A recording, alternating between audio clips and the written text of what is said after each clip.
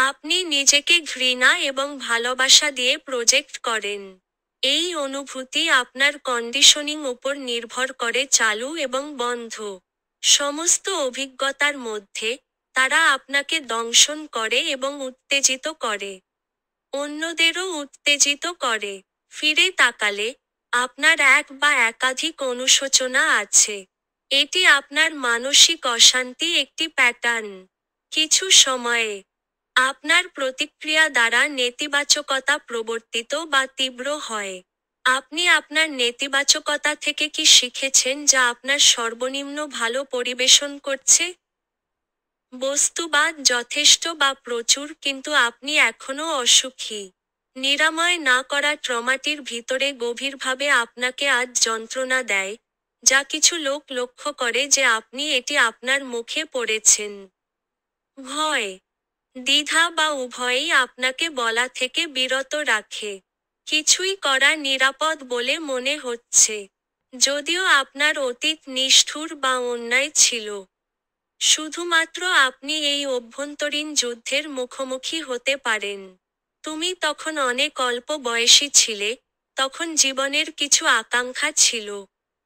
পরে, আপনি বুঝতে পেরেছেন যে কিছু আপনার মনোযোগের যোগ্য নয়।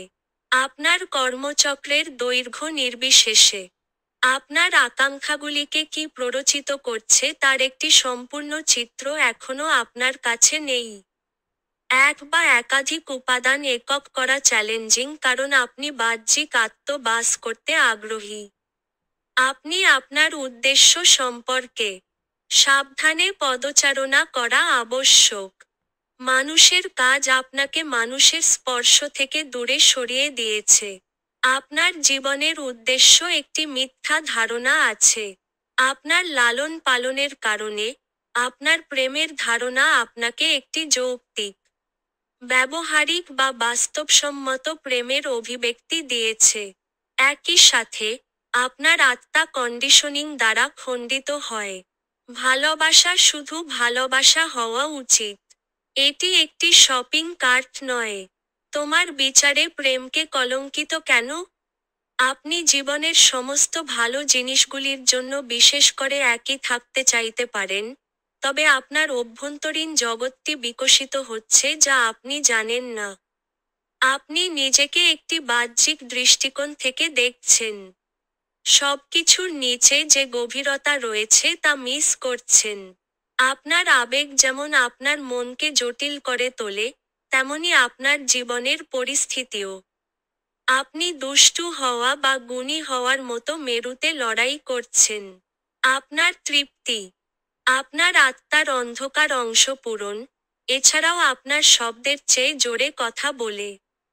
আপনার অভ্যন্তরীণ জগতে আপনার নেতিবাচকতাকে লালন পালন করার অনুমতি দিয়ে।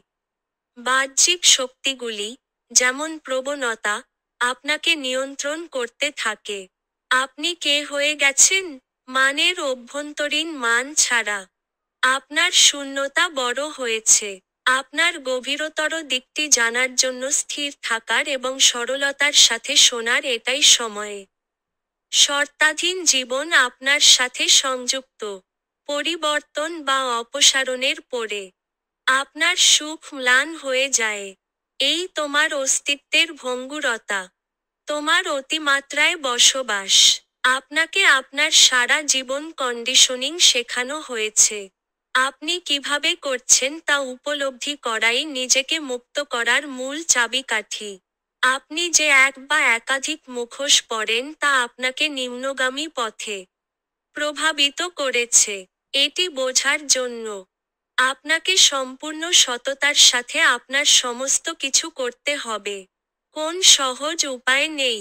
যখন অস্বস্তি, স্ট্রেস, উদ্বেগ, ভয় এবং এড়িয়ে যাওয়ার লক্ষণগুলি আপনাকে ট্রিগার করছে, তখন প্রতিটি বাধা ভেঙে ফেলুন যা আপনার সম্পর্কে সত্যকে মুখোশ করে চলেছে। একটি সত্যিকারের রূপান্তর আপনার ভিতর থেকে শুরু করতে হবে। অনুমিতভাবে প্রেমের কোন সীমানা নেই।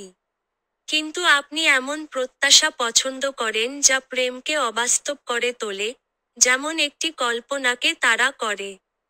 আপনি অস্বীকার করতে পারবেন না যে ভালোবাসা মানুষকে মানুষ করে তোলে। প্রেমে অন্ধকার থাকা সত্ত্বেও একটি সুস্থ, সরল প্রেম থাকতে লজ্জা নেই। প্রেম আপনার মতো জটিল হতে হবে না। আপনি কাজ করার জন্য একটি সম্পর্ক তৈরি করতে এটি সব দেন। যদি শেষ পর্যন্ত এক বা একাধিক ভাঙ্গা প্রতিশ্রুতির কারণে এটি কার্যকর হয় না, তখন ভালোবাসা পরিণত হয় বিরক্তি বা ঘৃণাতে। পরবর্তীতে, একটি অমীমাংসিত পদ্ধতিতে এগিয়ে যাওয়া আপনার কর্মকে নিরাময় করবে না যা পুনরাবৃত্তি করার জন্য নির্ধারিত।